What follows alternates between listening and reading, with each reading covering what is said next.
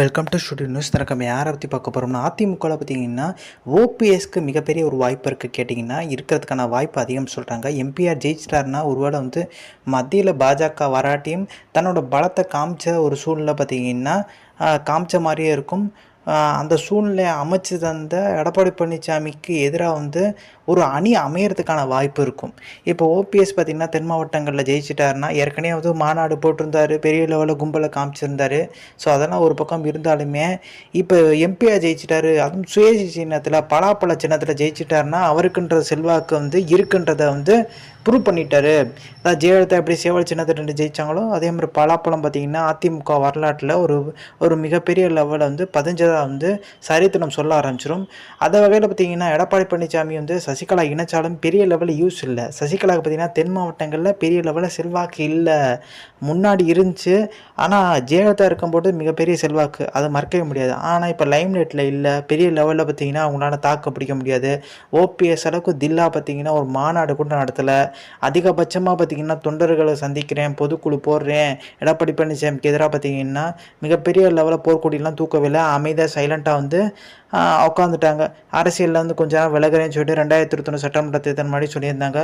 அது பார்த்திங்கன்னா இதனால் சொல்லியிருக்காங்கன்னா சசிகலாவோட ஆதரவாளர்கள் தப்பி தவறி எடப்பாடி பழனிசாமி ஓட்டு போட்டக்கூடாதுன்னு சொல்கிறதுக்காண்டி விலகுன்ற மாதிரி சொல்லியிருந்தாங்க. அப்புறம் லைம்லைட்டுக்கு திருப்பி வந்தாங்க. இப்போ ஒரு அஸ்திரம் எடுத்தாங்க.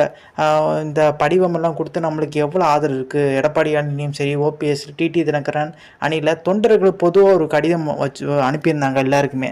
ஸோ அது ஏதாவது ரிப்ளை வருமானு சொல்லிட்டு மிகப்பெரிய எதிர்பார்ப்பு இருந்துச்சு. பட் எந்த ரிப்ளையுமே வரல. சசிகலாவுக்கு மிகப்பெரிய ஏமாற்றம். சசிகலா இருக்க ஒரே சாய்ஸ் பார்த்திங்கன்னா எடப்பாடி பழனிசாமி. எடப்பாடி பழனிசாமி சேர்த்துக்கிட்டால் பொதுச்சர் ஆயிடுவாங்க. ஏன்னா சசிகலா கிளைம் பண்ணுறதே பொதுச்சரா பதவிக்கு தான்.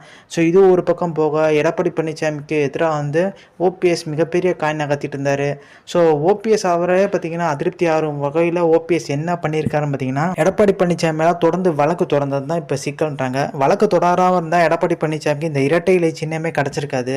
அது மட்டும் கிடையாது, பாஜகவும் பார்த்தீங்கன்னா அது சாதகமாக முடியும். இரட்டை இலை சின்னம் பாஜக எடப்பாடி பழனிசாமிகிட்ட இல்லைனா பாஜக 2ஆம் இடத்து வர்றதுக்கான வாய்ப்பு இருக்குது. இப்பயும் ஒன்று கெட்டு போல ஓபிஎஸ் ஜெயிக்கிற பட்சத்தில் அதிமுக தனக்கு இருக்க பலத்தை காமிச்ச மாறிடும். ஏன்னா அதிமுக ராமநாதபுரத்தில் ஓரளவுக்கு கூட பெர்ஃபார்ம் பண்ணான்னு சொல்லிட்டு அழுத்தம் திருத்தமாக எல்லாருமே சொல்கிறதுக்கு முக்கியமான காரணம் அங்கே இருக்க மாவட்ட செயலாளர் முன்னாள் அமைச்சர் மணிகண்டனில் ஏற்கனவே எவ்வளோ கான்ட்ரவர்சி இருக்குன்னு தெரியும். இந்த நாடோடி படத்தில் பார்த்திங்கன்னா ஒரு நடிகை மிகப்பெரிய பரபரப்பு புகார் கொடுத்தது. மணிகண்டன் பார்த்திங்கன்னா அங்கே இருக்க அதிமுக நிர்வாகிகள்கிட்டே பார்த்திங்கன்னா முரண்டு பிடிச்சி மூஞ்சி திருப்பிக்கிறது, மிகப்பெரிய லெவலில் பார்த்திங்கன்னா ஃபைட்டெல்லாம் இருந்துச்சு. இப்போ கொஞ்சம் பார்த்திங்கன்னா காமாக இருக்கார். முன்னாள் அமைச்சர் மணிகண்டனோட சாய்ஸ் தான் பெருமாள் அதிமுக சார்பில் அங்கே நின்றார். பெரிய லெவலில் முன்னாடி ஒரு 10-15 நாள் தான் வேகமாக செயல்பட்டார். அடுத்து கடைசிலாம் அப்படியே அமைதியாயிட்டார்ன்ற மாதிரி பேச்சுக்க போயிட்டுருக்கு. ஸோ அதே மாதிரி டிடி தினகரன் பார்த்திங்கன்னா தேனி பெரிய லெவலில் பார்த்திங்கன்னா அங்கே போட்டி அதிமுக வேட்பாளர் இல்லை, தங்க தமிழ்ச்செல்வன். அங்கே டிடி தினகரன் ஜெயிக்கிறதுக்கு வாய்ப்பு இருக்குது. குறிப்பிட்ட டிடி தினகரும் ஓபிஎஸும் ஜெயிக்கிறதுக்கான வழிவகுத்து கொடுத்ததே பார்த்திங்கன்னா முன்னாள் அமைச்சர் ஆர்பி உதயகுமார், அதாவது எதிர்க்கட்சி துணைத் தலைவராக உட்காந்துருக்காருல அவர் பார்த்திங்கன்னா அவர்கிட்ட தான் இந்த 2 தொகுதி பொறுப்பு கொடுத்துருக்காரு. எடப்பாடி பழனிசாமி பேச்சை கேட்காம சென்னையில் போய் உட்காந்துட்டு சசிகலாவோட டீலிங் பேசி கிட்டத்தட்ட அவர் சசிகலா ஆதரவாளர், எடப்பாடி பழனிசாமியோட ஆதரவாளே கிடையாதுன்ற மாதிரி பேச்சுக்கள் போயிட்டுருக்கு.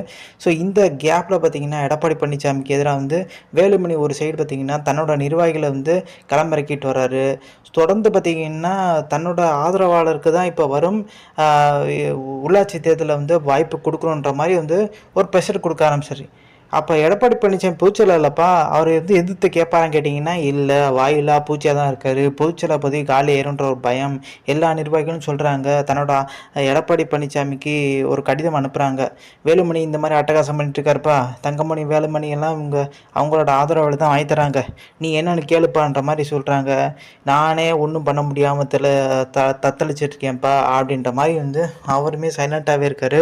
இப்போ அதிகபட்சமாக செல்லூர் ராஜா ஒரு கருத்து சொல்லியிருந்தார் பார்த்தீங்களா எக்ஸ் தளத்தில் ராகுல் காந்தி பற்றி.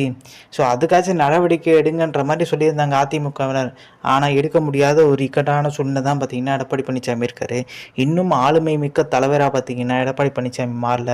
ஆனால் கட்சி அவர்கிட்ட தான் இருக்குது, அது மறுக்கவே முடியாது. ஓபிஎஸோட இணைஞ்சு செயல்பட்டால் கொஞ்சம் வாய்ப்புகள் இருக்குது. ஆனாலும் அதெல்லாம் மீறி போச்சு, காலம்லாம் மீறி போச்சு. பாஜக திருப்பி ஆட்சிக்கு வந்தாலும் ஓபிஎஸ் எடப்பாடி பழனிசாமி எல்லாருமே இணைஞ்சாலுமே ஒரு அடிமைத்தனமாக தான் பார்த்திங்கன்னா கட்சி இயங்குன்றாங்க. ஸோ ஜெயலலிதா மாதிரி ஒரு ஆளுமை மிக்க ஒரு நபர் இருந்தும் பார்த்தீங்கன்னா வரலை. ஜெயலலிதா மாதிரி ஆளுமைக்கு மிக்க தலைவர்னா என்ன பார்த்தீங்கன்னா, அதாவது பிஜேபி எதிர்க்கணும். பிஜேபி எதிர்க்கிறது கூட பார்த்தீங்கன்னா ஆள் இல்லைன்றாங்க அதிமுகவில். ஆனால் ஒரு நபர், யாராச்சும் ஒரு நபர் அதிமுகவில் பிஜேபி எதிர்க்கிறாங்கன்னா அவங்க மிகப்பெரிய லெவலில் தொண்டர்கள் முன்னாடி சத்தியாக இருப்பாங்க. எந்த அளவுக்கு சத்தியாக இருப்பாங்களா, இப்போ நம்ம தெரியும் எம்ஜிஆருக்கு அப்புறம் ஜெயலலிதா வலிமையான தலைவர். ஸோ அதுக்கப்புறம் பெரிய லெவலில் யாரும் இல்லை. ஜெயலலிதா அவங்க வந்து சிறைக்கு போகும்போதெல்லாம் ஓபிஎஸ் உட்கார வச்சுட்டு போனாங்க. ஓபிஎஸ் எதுக்கு உட்கார வச்சுட்டு போனாங்க? மிகப்பெரிய ஆளுமை மிக்க தலைவர் அப்படியா? இல்லை.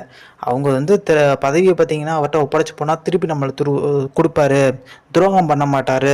இந்த ஒரு நம்பிக்கையில் தான் பார்த்தீங்கன்னா ஓபிஎஸ்ட்டு அந்த கட்சியை வந்து முதலமைச்சர் பதவியை நாற்காலியை கொடுத்துட்டு போகிறாங்க. அதனால தான் பார்த்தீங்கன்னா ராமநாதபுரத்தில் பரதனை நிற்கிறாரு, வெற்றி வாய்ப்பு அதிகம். அதிமுக தொண்டர்கள்லாம் பரதன் சொல்ல ஆரம்பிச்சிட்டாங்க ஓபிஎஸ்ஸை. ஏன்னா ஓபிஎஸ்க்கு பார்த்தீங்கன்னா முதலமைச்சர் பதவி கொடுத்தது ஜெயலலிதாட்ட பார்த்தீங்கன்னா 2 டைம் திருப்பி கொடுத்துட்டாரு. அடுத்து சசிகலா நம்ம திரும்ப 2017 என்ன ஆச்சுன்னு சொல்லிட்டு ஒரு சில சலசலப்புக்கு நடுவே பார்த்தீங்கன்னா எடப்பாடி பழனிசாமி முதலமைச்சர் ஆனார். தன்னோட குங்குமத்தில் செல்வாக்கு நபராக தன்னை காமிச்சுக்கிட்டாரு. தன்னோட ஆதரவாளருக்கு பார்த்தீங்கன்னா அதிக இடங்களில் பார்த்தீங்கன்னா பதவியில் போட்டு கொடுத்தாரு. சேம் டைம் வேலுமணி அந்த வேலையை பார்த்து விட்டார். இப்போ இதுதான் பார்த்தீங்கன்னா எடப்பாடி பழனிசாமிக்கு மிகப்பெரிய சிக்கலை உண்டாக்கியிருக்கு. சிக்கல்னால் சாதாரண சிக்கல் கிடையாது, எடப்பாடி பழனிசாமி லாக் பண்ணுற அளவுக்கு சிக்கல். இப்போ சசிகலாவுக்கு எப்படி டிடி தினகரனோ, டிடி தினகரன் பிஸ்னஸ் பார்ட்னர், அதாவது பணம் வரவு செலவு கணக்கானலாம், அந்த மாதிரி தான் எடப்பாடி பழனிசாமி தவிர்க்க முடியாது வேலுமணியை. 2 பேரும் பிஸ்னஸ் பார்ட்னரு. எடப்பாடி பழனிசாமியோட பணம் பார்த்திங்கன்னா வேலுமணிட்ட இருக்குது, வேலுமணியோட பணம் பார்த்திங்கன்னா எடப்பாடிகிட்ட இருக்குது. அந்த மாதிரி 2 பேருமே பார்த்திங்கன்னா இணை பிரிய முடியாத ஒரு சூழ்நிலை. ஒன்று எடப்பாடி பழனிசாமி வேலுமணி பேச்சை தான் கேட்கணுன்ற ஒரு சூழ்நிலை தான் இருக்குது. இப்போ மிகப்பெரிய லெவலில் பார்த்திங்கன்னா எடப்பாடி பழனிசாமி அணி தத்தளிச்சிட்டே இருக்கேன்னு சொல்லலாம். ஸோ மோடிக்கு பார்த்திங்கன்னா உட்கட்சியில் ஏகப்பட்ட பிரச்சனைகள் இருக்கதா சொல்கிறாங்க. இப்போ மோடி பார்த்திங்கன்னா ஒரு சராசரியாக வந்து மெஜாரிட்டி அவ்வளோதான் வாங்குகிற அளவுக்கு ஒரு ஜெயிக்கிறாங்கன்னா, மோடியை பார்த்திங்கன்னா பிஎம்ஆ முன்னிலைப்படுத்துவதில் பார்த்திங்கன்னா அங்கே இருக்க பிஜேபியில் உயர்மட்ட தலைவர்களே கொஞ்சம் தயங்குறாங்கன்ற மாதிரி பேசியிருந்தாங்க. சுப்பிரமணிய சுவாமியே பார்த்திங்கன்னா இந்த வாட்டி மோடியை பார்த்திங்கன்னா நாங்கள் முன்னிறுத்த மாட்டோன்ற மாதிரி சொல்லியிருந்தாரு. பட் முன்னிறுத்திட்டாங்க. பட்டு ஒரு சில தலைவர்களுக்கு இப்போ கொஞ்சம் அதிருப்தி உண்டாயிருக்கு. இனி பார்த்திங்கன்னா மோடியே ரீப்ளேஸ் பண்ணணுன்ற அளவுக்கு பார்த்திங்கன்னா கட்சிக்குள்ளே பேச்சுவார்த்தை போயிட்டு இருக்கதா சொல்கிறாங்க. ஒருவேளை மத்தியில் வந்து பிஜேபி வந்து வரனா இங்கே இருக்க மாநில தலைவர் அண்ணாமலைக்கே மிகப்பெரிய சிக்கல்ன்றாங்க. அண்ணாமலை தன்னோட பதவியை தக்க வச்சுக்கிறதுக்கு ரொம்ப போராட்டமாக வந்து செயல்பட்டுருக்கா சொல்கிறாங்க. அது மாநில தலைவர் பொறுப்புலேயே பார்த்திங்கன்னா அண்ணாமலையை தூக்கணும்னு சொல்லிட்டு இங்கே ஒரு கேங் பார்த்திங்கன்னா இயங்கிட்டு இருக்கதா சொல்கிறாங்க. அந்த கேங்கை சமாளிக்கிறதுக்கே பார்த்திங்கன்னா அண்ணாமலைக்கு நேரம் போதலைன்ற மாதிரி பேச்சுக்க போயிட்டுருக்கு. ஆக மொத்தம் பார்த்திங்கன்னா இந்த தேர்தல் முடிவுக்கு அப்புறம் தான் என்னன்றது தெரியும். ஸோ ஒரு சில இடங்களில் பார்த்திங்கன்னா பிஜேபி ஜெயிக்கிறதுக்கான வாய்ப்பு இருக்குது.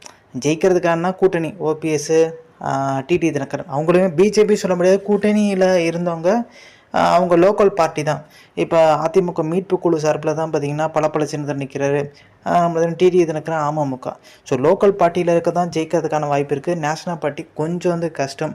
ஸோ நம்ம தெரியும் அண்ணாமலை ஜெயிப்பாரா இல்லையான்றது பார்த்திங்கன்னா பொறுத்து தான் பார்க்க முடியும். அதிமுக வேட்பாளர் கடைசி 3 நாள் வேலை பார்க்கவே இல்லை. இதுக்கு காரணம் வேலுமணி பார்த்திங்கன்னா அதிமுக துண்டு போட்டிருந்தாங்கன்னா தூக்கி போட வச்சுட்டு பாஜக துண்டு போட்டு அனுப்பி வச்சவர் பார்த்திங்கன்னா வேலுமணின்ற ஒரு பேச்சும் அடிபட்டுருக்கு. கடைசி 3 நாள் பார்த்திங்கன்னா வேலுமணி பாஜகவுக்கு ஆதரவாக வேலை செஞ்சார்ன்ற மாதிரி இன்னுமே வந்து குரல் எழுப்பிட்டே இருக்காங்க. ஸோ வேலுமணி மேலே பார்த்திங்கன்னா நடவடிக்கை பாயுமான்னு கேட்டிங்கன்னா சாத்தியம் இல்லைன்றாங்க. ஸோ இந்த இன்ஃபர்மேஷன் பிடிச்சா like share subscribe. Thanks for வாட்சிங் திஸ் வீடியோ.